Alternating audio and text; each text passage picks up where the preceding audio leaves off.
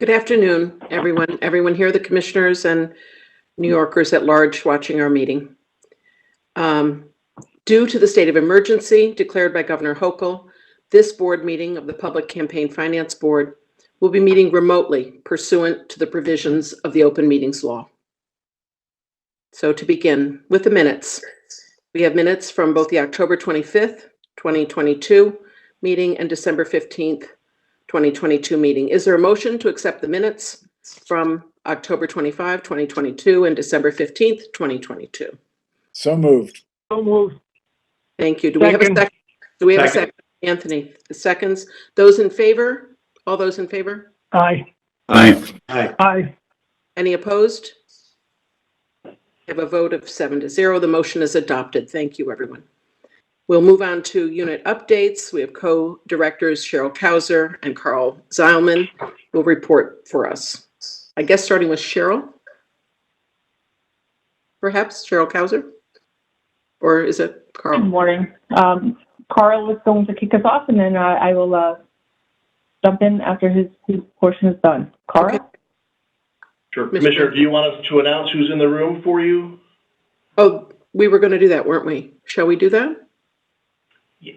Sure. I can start off. Carl Zeilman, PCFB, Co-Executive Director. Brendan Lavello. Kristen Zabrowski-Stavisky, Co-Executive Director. Thomas Conley, Director of Election Operations. Jennifer Wilson, Deputy Director of Public Information. Michael Haber, Chief Information Officer.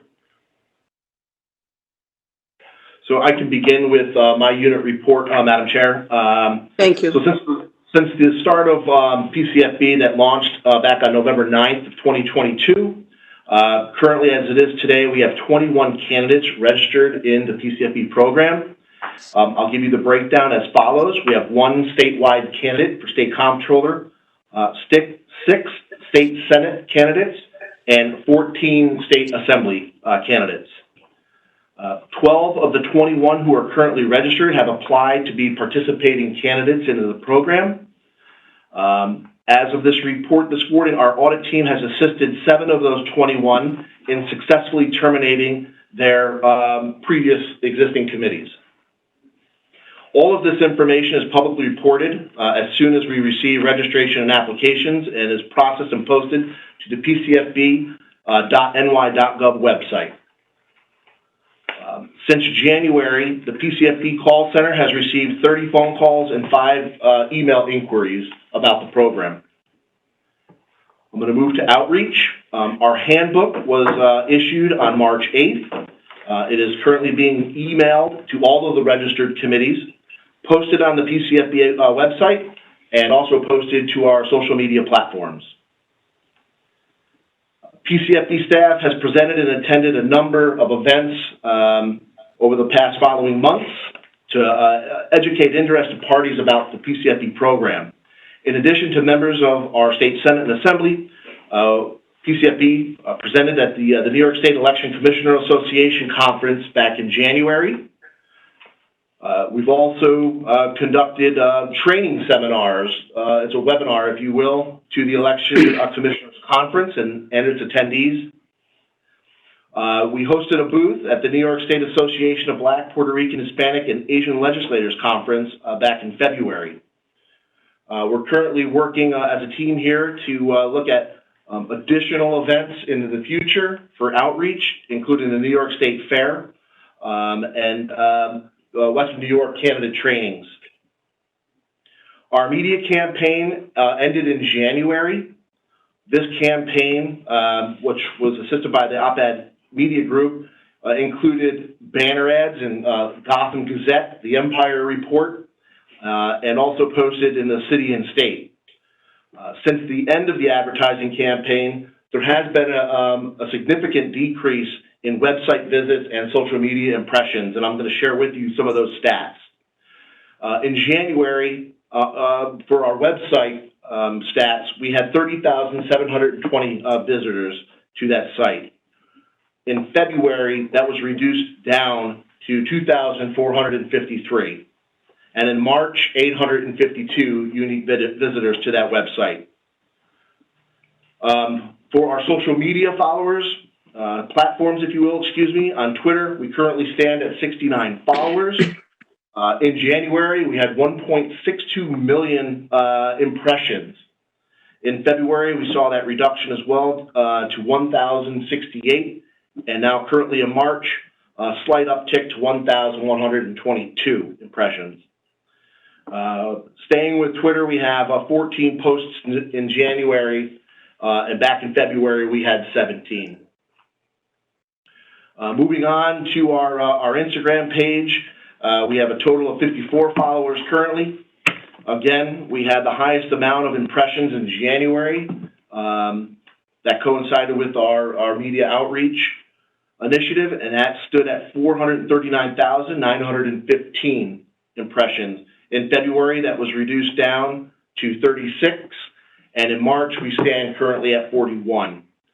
In January, we've had 5 total posts. February, 6 posts, and this March, we've had 7. I'm going to conclude with the Facebook media outreach. We've had a total number of 14 followers on that platform. In January, we've had 309,900 impressions on Facebook. February, we had 20, and March, we had 11. As of March, we have 13 number of posts in March. February with 10, and January with 7. Moving into our training area, our training team, since its inception, have trained 463 people. Of that, 390 were external to the office here, and 73 were staff. Since last board meeting, 77 people attended the January 12th PCFB informational webinar. 64 people attended the February 15th PCFB webinar. And this morning, we have 42 people registered for the informational webinar. These have been really, really done well by our training staff. The engagement on those webinars has been, considerably great. We get about 85% participation on those platforms. And with that, I can turn that over to Cheryl. Thank you, Commissioner. Thank you, Co-Director Carl. Salmon. Cheryl. Thank you. Good afternoon. I'd like to, the first report due for the registered committees under the Public Campaign Finance Program was the 2023 January periodic report. The PCFB registered committees had a 100% compliance rate with the filing, and they were all on time. While most of the filings were no activity reports, as the program just launched, there was an itemized report which utilized the new schedule. The next report due for all registered files will be the July periodic report. As July 15th falls on a Sunday, the report will be due on the 17th. This information will be posted on our website and provided to each treasurer and candidate. All the registration, application, and filing information is also posted on our website in real time, as Carl mentioned. There is a link on the Public Campaign Finance website called Public Campaign Finance Candidate List. As for Assembly districts and average median income calculations, the Assembly district lines are anticipated to be released in April. After those lines are in place, county boards of elections will update their voter registration systems. Once completed, the PCFB will review all recorded contributions claimed for match against the new district lines. Any eligible contribution reported during the election cycle, the new district will be matched. The census data, moving on to average median income, for the Senate districts has not yet been published. We check this weekly. Once it is published, we will make the calculations and post those to our website. As there are no lines to the new Assembly districts, there is no data at this time to conduct the average median income calculation. For the audit team implementation, of note, the team has been working with the Office of State Comptroller and the Office of General Services regarding the statewide financial system. There are 2 functions that we need to conduct through SFS. Those are uploading candidates or vendors to the system and the payment process. For the vendors, the team was trained by SFS on how to upload vendors in the system. Candidates will be uploaded as vendors to receive an electronic fund transfer and payments of public funds beginning in May 2024. When entering the committee and as a vendor, we will ensure it's keyed in not to have a reportable 1099. Contributions and public matching funds are not taxable. The other transaction we're working on with the Office of State Comptroller and OGS is the payments. We submitted a memo to the Office of State Comptroller answering 5 internal control questions that they requested in order to provide us with access to the bulk loading of payments. Our ITU unit generated a bulk upload payment interface so that payment analysts can key in payments and after board approval, submit all the payments to the Office of State Comptroller at the same time. This will be our manual process for the 2024 payments and will serve as the business rules for the new software. In terms of enforcement, our team continues their Attorney of the Week function. It has set up procedures, policy, and controls around enforcement case management. For program management, the new software application that we're developing will automate auditing and payment for public campaign finance and will update financial management, candidate management, case management, political calendars, and the electronic filing software for the State Board of Elections, all on one platform. We received 4 responsive bids for the software application. We have a team of 5 evaluators from different business units, operations, compliance, ITU, and public campaign finance, along with a team of advisors from each unit and NISTEC or project management looking at these bids. We plan to have demonstrations in April once we've done our evaluation. And again, we are in a restricted contact period, so no contact can be made with any of the vendors. Should anyone contact you, contact the Office of General Services.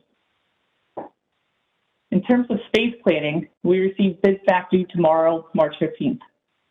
Renovation is slated for April, and we are receiving space on the first floor, got 24 spots for transition. In terms of our budget, the executive budget proposal fully funded the Public Campaign Finance Board administratively by providing $14.5 million. If this was enacted, it would provide an additional 54 staff and the funds for contractual services, most notably the new software system. The executive proposal also recommended providing $25 million in 8 locality funding for the state fiscal year 2024-25 budget. Our chair and vice chair issued a letter of support to the legislative leaders last week. The letter supported the administrative executive proposal, detailed the operations of the board, and requested additional funding for the 8 localities. That concludes our report, and we are available for questions. Yes, questions or discussion? Anthony, Commissioner Cassell. Yes, in Carl's report, he mentioned that they've been assisting the new registrants in terminating their committees, their prior committees. There seems to be some news media reports that the legislature may delay this entire program for 2 years. If that happens, is there a mechanism in place for these people to reinstate their previous committees? What would they do going forward for the next cycle if there is no program? Well, the way that the committee registration system works, the question is more around committee registration. If you have a new committee, Public Campaign Finance Committee, and perhaps you decide not to apply, we will revert you to a regular type 1 committee. So the state board administratively can change committee type of committees as part of our function. So those candidates are protected then? Yes. Thank you. Thank you. Other questions, comments, discussion? It appears Commissioner Kold has a question. Yes, Commissioner Kold. Yeah, I'm just curious if any of the commissioners or even the staff have had any update from the Democrat majorities in the legislature or the governor's office, what their intent is on the program yet. Have they had any rumors, if you will, or confirmation that they're going to postpone the program? I think that's, I don't know who's been, I think Cheryl's been talking directly with Yep. folks in the assembly staff, Ways and Means. So essentially, the budget process, and this is for the public, starts with the executive proposal. Right now, we're waiting for the Assembly and Senate One House bills, which should be issued today or tomorrow. And that really goes through the executive policy and adds programs that are important to both House or the lease language. At this time, we're unaware of any language that has been proposed that would alter this program. Thanks, Cheryl. You're welcome. Other questions, comments? Okay, thank you very much, co-directors Kauser and Zalman. Carl, apologies, I called you Commissioner, I think, co-director. Thank you. There is no old business to take up today, so we will move on to new business. Under new business, we have personnel and a personnel resolution 23-01. Resolution 23-01 would appoint William McCann as special counsel to the Public Campaign Finance Board. Is there a motion to appoint? So moved. Thank you, Mr. Second. Sal. Is there a second? Second. Second. Thank you. Those in favor? Aye. Aye. Any opposed? Again, another unanimous vote out of this collegial board. That is so lovely. 7-0 vote on the appointment of William McCann. Congratulations, Mr. McCann, Thank you very much. as special counsel to the Public Campaign Finance Board. Welcome. Thank you. Okay, I think that's it on new business. Shall we move on? I guess there's no need for an executive session, to my knowledge. No executive session is needed. So we want to move on and set a date for our next board meeting. And there's been some discussion of May 4th as a potential board meeting. So are we doing that now, or do we do that offline?